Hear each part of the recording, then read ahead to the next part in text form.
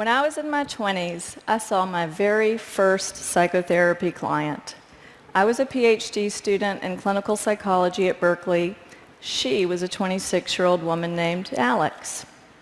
Now, Alex walked into her first session wearing jeans and a big slouchy top, and she dropped onto the couch in my office and kicked off her flats and told me she was there to talk about guy problems. Now, when I heard this, I was so relieved. My classmate got an arsonist for her first client. And I got a 20-something who wanted to talk about boys.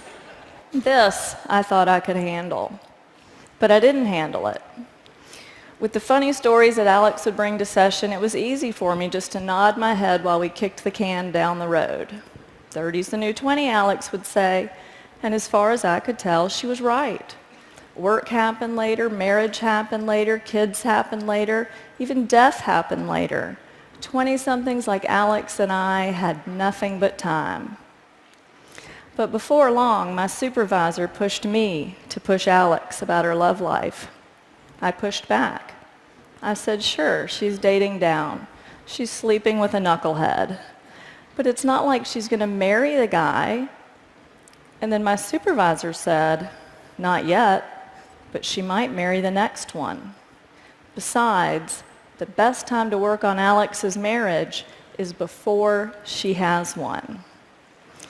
That's what psychologists call an aha moment. That was the moment I realized 30's not the new 20. Yes, people settle down later than they used to, but that didn't make Alex's 20s a developmental downtime. That made Alex's 20s a developmental sweet spot, and we were sitting there blowing it.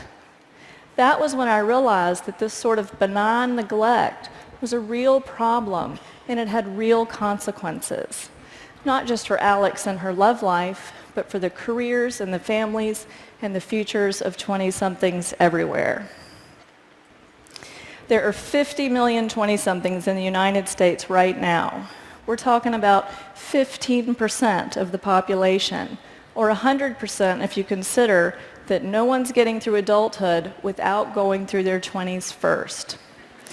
Raise your hand if you're in your 20s. I really want to see some 20-somethings here. Oh, yay. Yeah, that's awesome. If you work with 20-somethings, you love a 20-something, you're losing sleep over 20-somethings, I want to see, okay, awesome. 20-somethings really matter.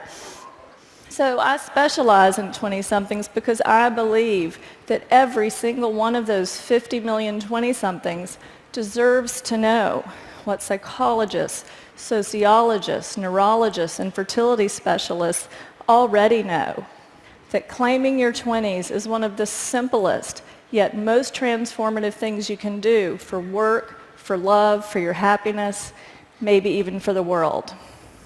This is not my opinion. These are the facts. We know that 80% of life's most defining moments take place by age 35. That means that 8 out of 10 of the decisions and experiences and aha moments that make your life what it is will have happened by your mid-30s.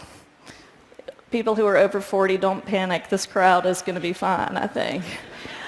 We know that the first 10 years of a career has an exponential impact on how much money you're going to earn.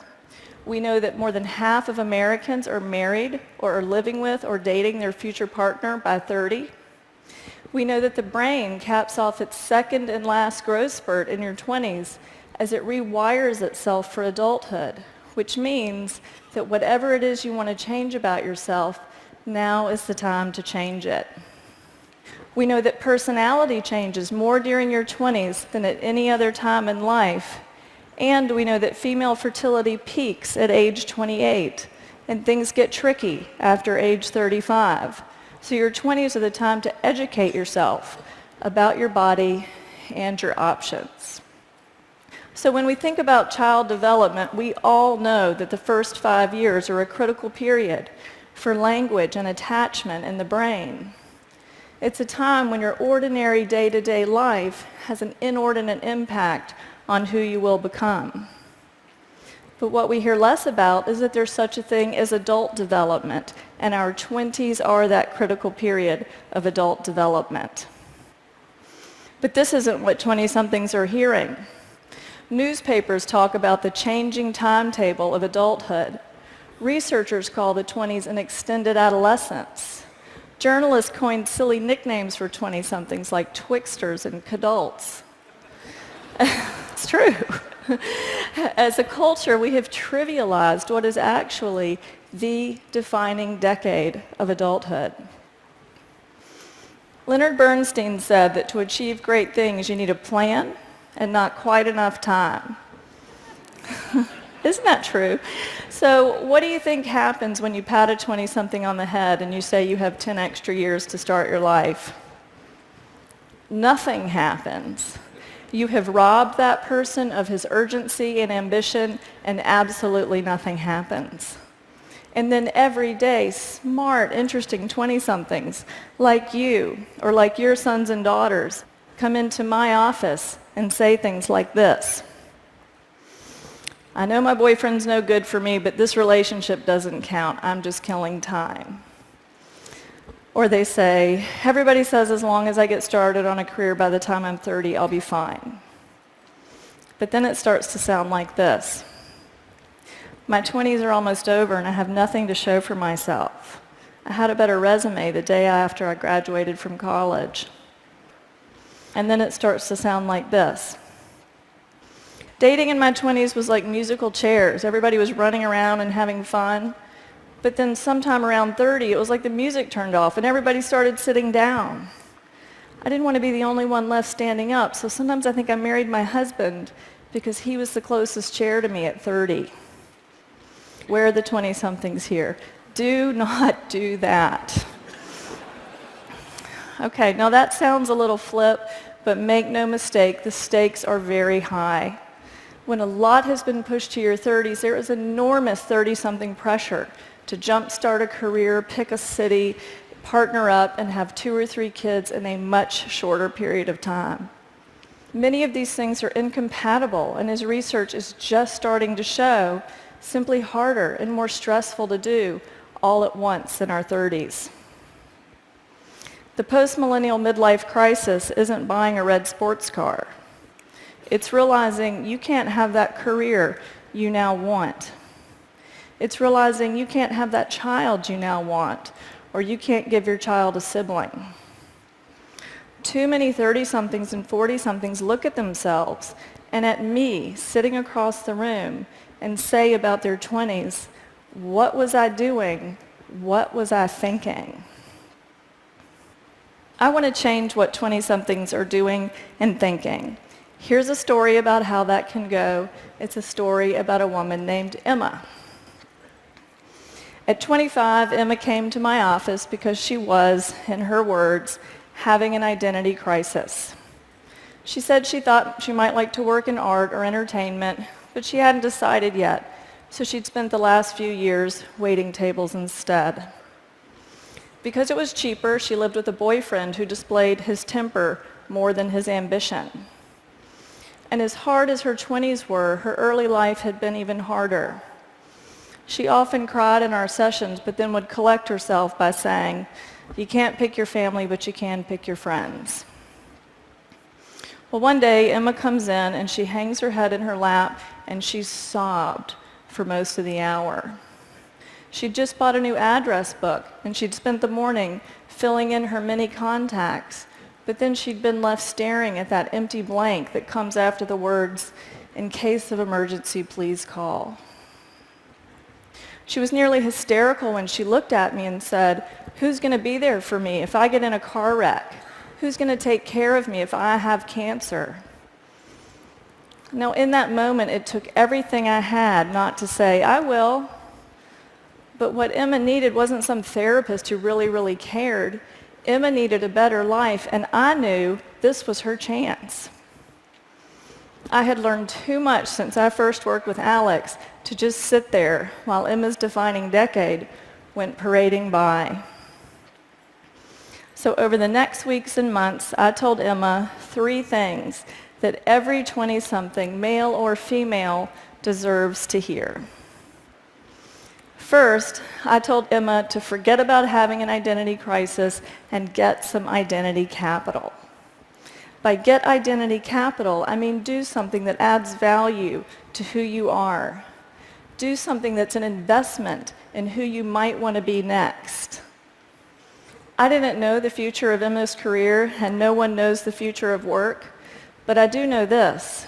Identity capital begets identity capital. So now is the time for that cross-country job, that internship, that startup you want to try. I'm not discounting 20-something exploration here, but I am discounting exploration that's not supposed to count. Which, by the way, is not exploration, that's procrastination. I told Emma to explore work and make it count. Second, I told Emma that the urban tribe is overrated. Best friends are great for giving rides to the airport, but 20-somethings who huddle together with like-minded peers limit who they know, what they know, how they think, how they speak, and where they work. That new piece of capital, that new person to date almost always comes from outside the inner circle. New things come from what are called our weak ties, our friends of friends of friends. So yes, half of 20-somethings are or underemployed, but half aren't, and weak ties are how you get yourself into that group. Half of new jobs are never posted, so reaching out to your neighbor's boss is how you get that unposted job. It's not cheating, it's the science of how information spreads. Last but not least, Emma believed that you can't pick your family, but you can pick your friends. Now, this was true for her growing up, but as a 20-something, soon Emma would pick her family when she partnered with someone and created a family of her own. I told Emma the time to start picking your family is now. Now, you may be thinking that 30 is actually a better time to settle down than 20 or even 25, and I agree with you. But grabbing whoever you're living with or sleeping with when everyone on Facebook starts walking down the aisle is not progress. The best time to work on your marriage is before you have one, and that means being as intentional with love as you are with work. Picking your family is about consciously choosing who and what you want, rather than just making it work or killing time with whoever happens to be choosing you. So what happened to Emma? Well, we went through that address book, and she found an old roommate's cousin who worked at an art museum in another state. That weak tie helped her get a job there. That job offer gave her the reason to leave that live-in boyfriend. Now, 5 years later, she's a special events planner for museums. She's married to a man she mindfully chose. She loves her new career. She loves her new family. And she sent me a card that said, "Now the emergency contact blanks don't seem big enough." Now, Emma's story made that sound easy, but that's what I love about working with 20-somethings. They are so easy to help. 20-somethings are like airplanes just leaving LAX, bound for somewhere west. Right after takeoff, a slight change in course is the difference between landing in Alaska or Fiji. Likewise, at 21 or 25 or even 29, one good conversation, one good break, one good TED Talk can have an enormous effect across years and even generations to come. So here's an idea worth spreading to every 20-something you know. It's as simple as what I learned to say to Alex. It's what I now have the privilege of saying to 20-somethings like Emma every single day. 30 is not the new 20, so claim your adulthood, get some identity capital, use your weak ties, pick your family. Don't be defined by what you didn't know or didn't do. You're deciding your life right now. Thank you.